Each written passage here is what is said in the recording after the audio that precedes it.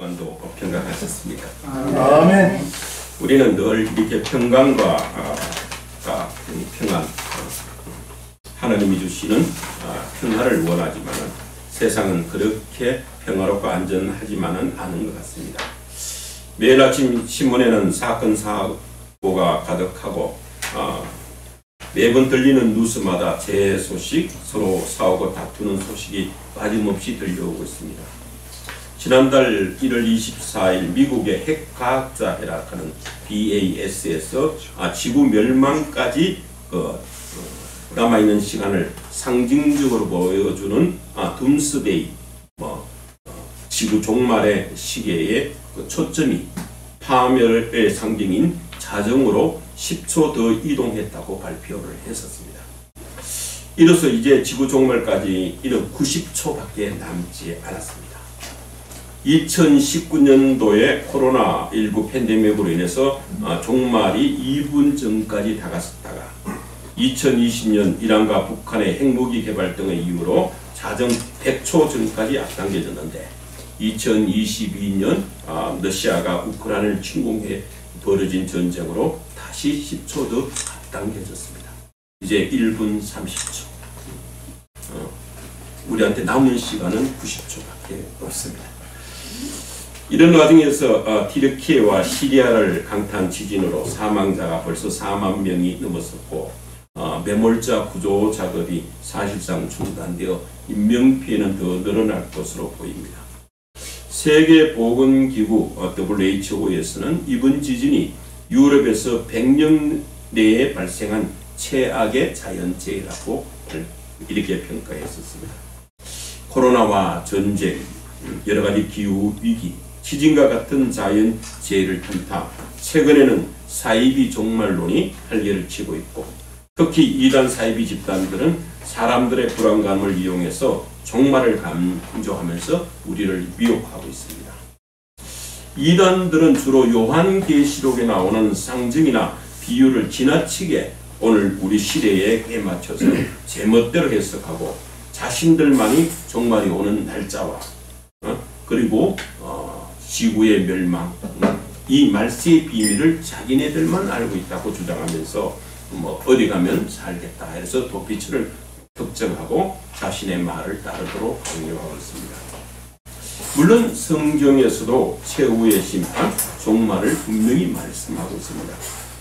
신약 성경의 맨 마지막 구절인 요한계시록 22장 20절에서는 내가 진실로 속히 오리라 하시거늘 아멘 주 예수여 어서 오시옵소서 라고 기록되어 종말이 반드시 성취될 것임을 말씀하고 있습니다. 인간의 타락과 제약이 이 땅에 가득 차서 이제 한계에 부딪히는 임계점에 도달하면 또 땅끝까지 복음이 전파되어 이제 예수 그리스도 이름을 모르지는 않지만 스스로 믿음을 거부하는 시대가 될 때 예수님께서 다시 재림하시고 강림하셔서 선악을 판단하시는 역사의 종말이 온다는 것을 믿는 것이 바로 우리가 믿는 성경적인 종말론입니다. 예수님이 재림하셔서 종말이 오는 것이 무서운 심판이나 세상의 끝장이 아니라 복되고 영광스러운 하나님의 역사라고 말씀하고 있습니다. 인류 역사의 종말 이후에는 새 하늘과 새 땅, 하나님의 새로운 나라가 성취되어 구원받은 하나님의 백성들은 예수 그리스도의 영원한 다스림 속에 영생을 누리며 살게 되기 때문입니다. 성경은 하나님의 말씀이라고 우리가 믿습니다.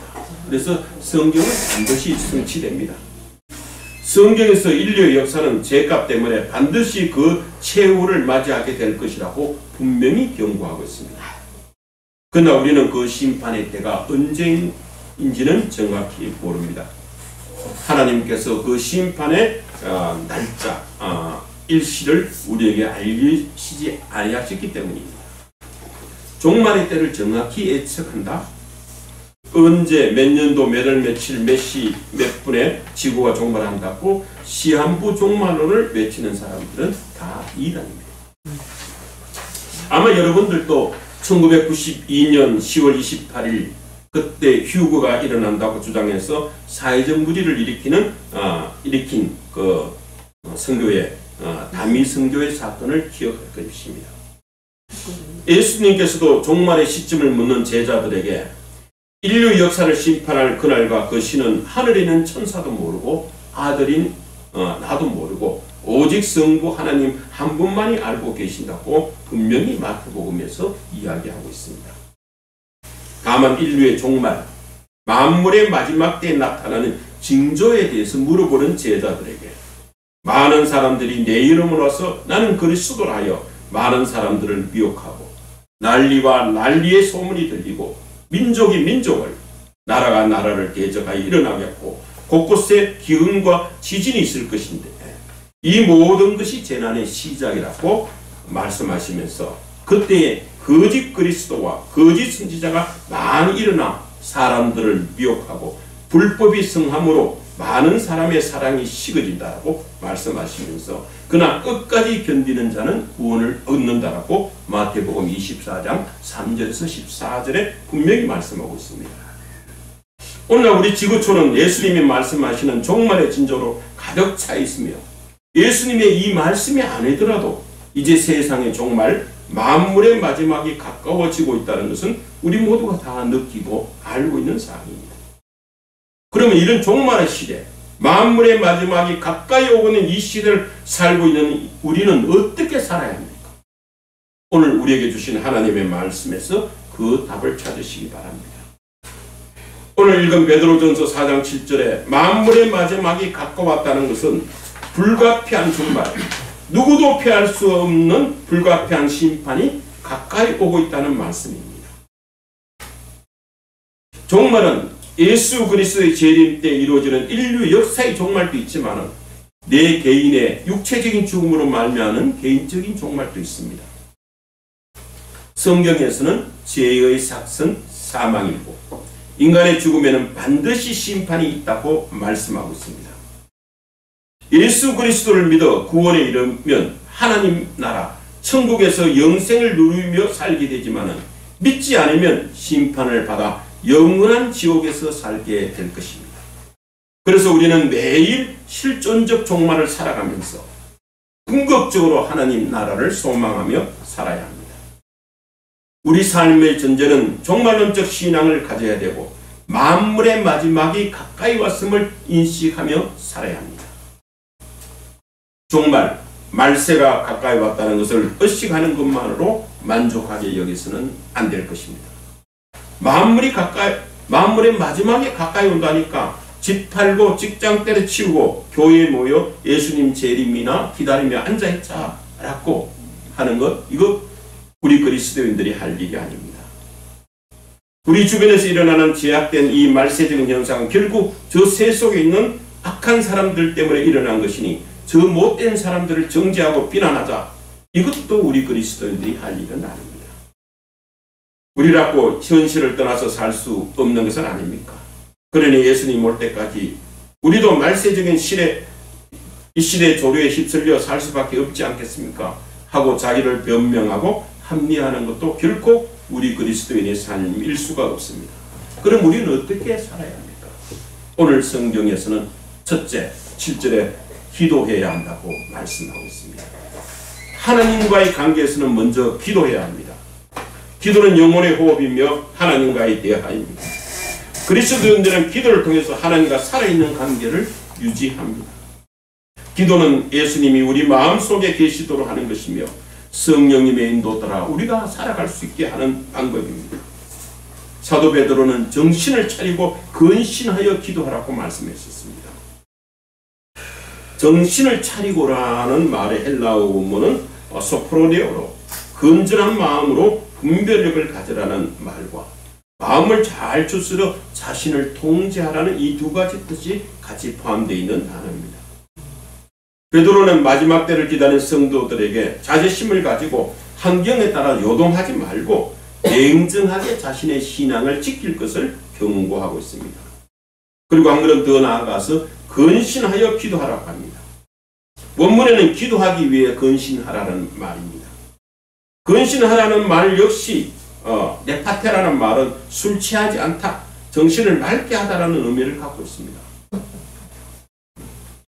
그러므로 근신하여 기도하라는 말은 고난 중에라도 기도하기 위해 마음과 정신을 맑게 해야 한다는 의미입니다.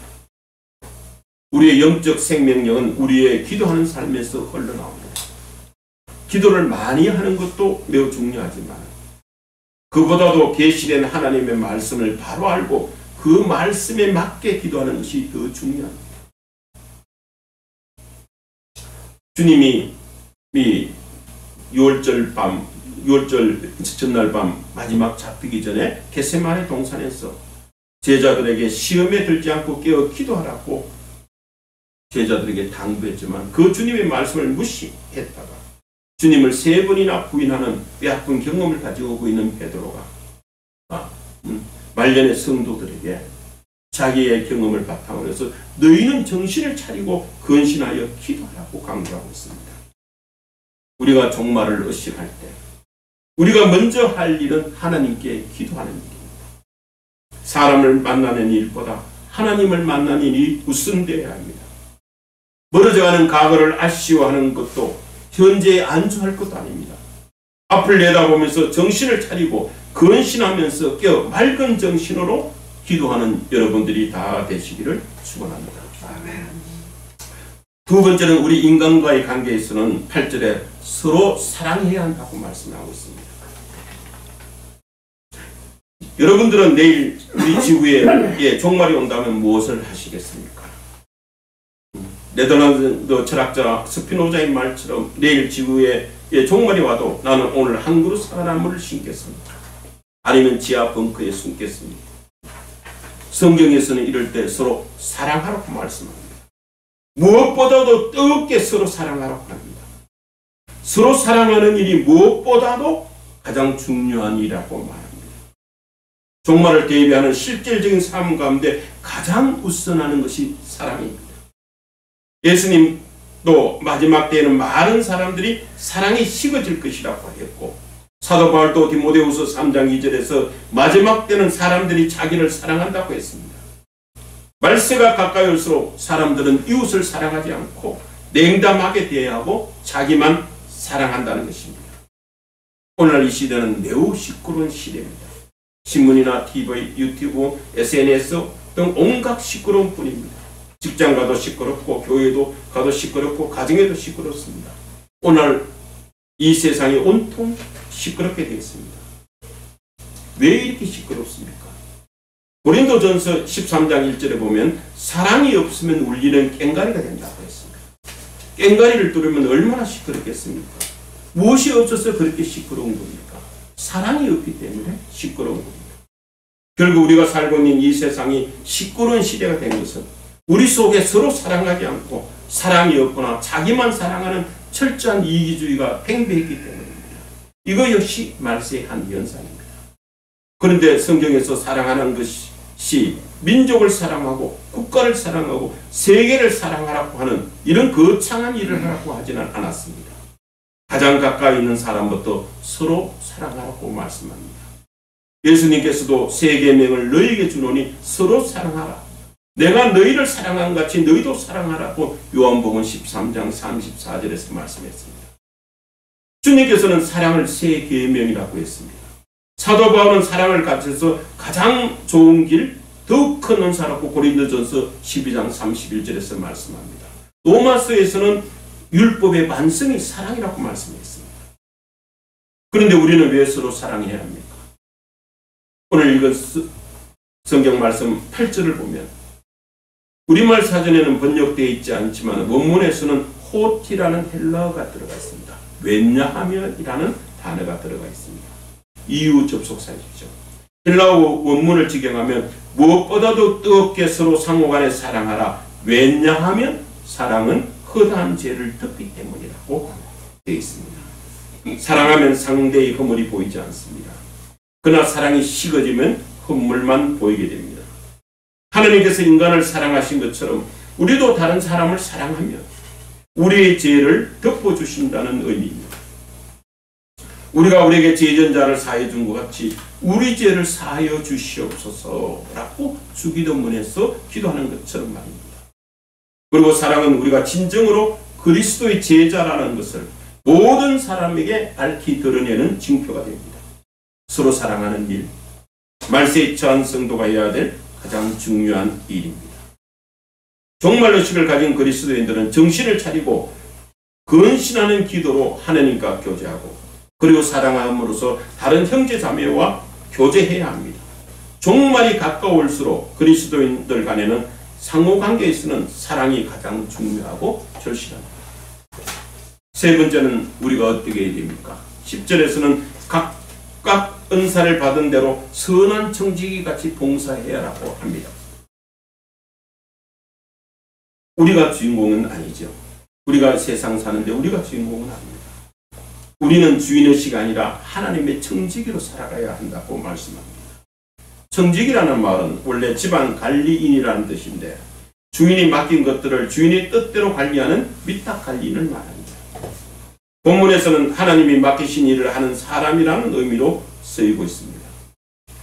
선한 청지기라는 것은 자기가 주인이 아니라 하나님의 소유권을 인정하는 사람입니다. 주인이 맡긴 것을 가지고 주어진 권한 안에서 최선의 노력과 봉사를 다하는 사람입니다. 주인이신 하나님께서 언젠가 회수해 간다는 그 회수권을 인정하는 사람입니다. 우리의 생명도 우리가 가진 모든 것도 하나님이 주인이시니까 하나님이 회수해 간 수가 있습니다. 11절을 보면 만일 누가 말하려면 하나님의 말씀하는 것 같이 하고 누가 봉사하려면 하나님이 공급하신 힘으로 하는 같이 하라고 말씀하십니다. 내 힘이 아닙니다. 내가 주인이 아닙니다. 하나님이 공급하신 은혜로 하는 일이라는 청지기 의식을 가지고 살아가시기 바랍니다. 본문에서 나오는 각각 은사를 받은 대로라는 말씀에는 두 가지 의미가 있습니다. 하나는 모든 그리스도인들이 각각 다 은사를 받았다는 말입니다. 각각 개별적으로 자기한테 주어진 달란트를 받았습니다.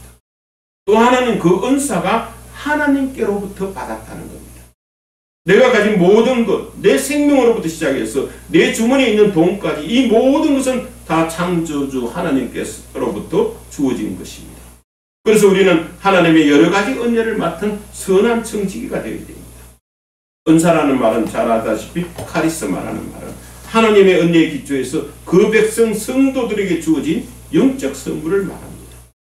예언이나 방언, 병고침, 신유와 같은 특별한 은사만이 말하는 것이 아니고 가난한 자를 돌보는 것, 가르치는 것, 말씀을 전하는 것, 섬기는 것, 위로하는 것처럼 그리스도의 공동체를 섬기는데 모든 유익한 것 모두 다가 은사라고 로마서 12장 6절에서 8절에 말씀하고 있습니다. 성경은 하나님께로부터 받았으니 이 모든 것은 너희 것이 아니라 하나님의 것이다. 너희는 맡아서 관리하는 청지기에 불과하다는 것을 우리에게 말씀하고 교훈합니다. 그러면서 하시는 말씀이 그러므로 너희는 서로 봉사하라는 겁니다. 이 봉사는 한마디로 말하면 받은 것을 그리스도를 위해서 사용하고 누리라는 겁니다. 하나님께서 내게 주신 것을 가지고 하나님을 영광을 위해서 사용하고 누리는 것이 바로 선한 청지기가 하는 봉사입니다. 네 번째는 9절에 나오는 말씀같이 서로 대접하기를 원망 없이 해야 합니다. 하나님께 받은 은혜, 은사를 가지고 성도를 사랑하고 이웃을 사랑하는 마음으로 함께 나누어 주는 것이 봉사이고 서로 대접하는 것입니다. 우리가 존경받고 인정받고 싶으면 먼저 다른 사람을 인정해주고 먼저 존경해주는 것, 기이하게 여겨주는 것이 바로 대접하는 것입니다. 예수님께서는 산상수훈에서 무엇이든지 남에게 대접을 받고자 하는 자는 너희도 남을 대접하라. 이것이 율법이요 선지자라고 말씀하셨습니다. 황금률이라고 말씀합니다. 뿐만 아니라 받은 물질 중에 일부를 가난한 성도들에게 나눠주는 것. 어떤 성도가 개인의 문제를 가지고 문부름치고 있을 때 그것을 외면하고 방관하는 것이 아니라 함께 시간을 보내고 신앙을 나눠주며 그 사람을 위해 기도해 주는 것이 서로 봉사하고 대접하는 것입니다. 서로 대접할 때는 원망 없이 후하게 대접해야 합니다. 원망 없이 대접하는 행위가 바로 진정한 사랑의 표현이고 그 사랑의 행위는 궁극적으로 예수 그리스도께 하는 것이 될 것이기 때문에 종말의 때, 재림의 심판 때 주님으로부터 많은 상급을 받는다고 마태복음 25장 31절과 45절에서 분명히 우리에게 약속했었습니다. 다섯 번째 마지막으로 11절의 말씀같이 우리는 하나님의 영광을 위해서 살아야 합니다. 우리가 사는 목적이 하나님의 영광을 위해서입니다.